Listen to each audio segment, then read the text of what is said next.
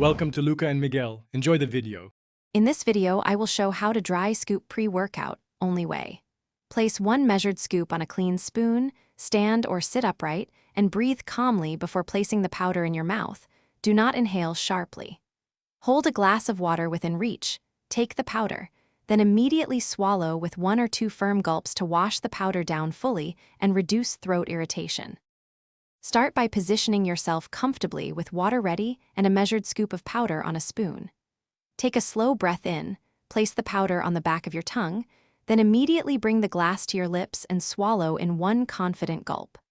Follow with another sip to ensure all powder is cleared and to begin hydration, monitoring how your body responds for any adverse sensations. Quick recommendation: make meal prep easy with leak-proof containers that keep powders, snacks, and post-workout meals tidy and spill-free. On another note, these containers are great for carrying scoops, snacks, or a shake to the gym without worrying about leaks or mess. Check the description for the link and other deals, and if you are finding this video helpful, please subscribe and like.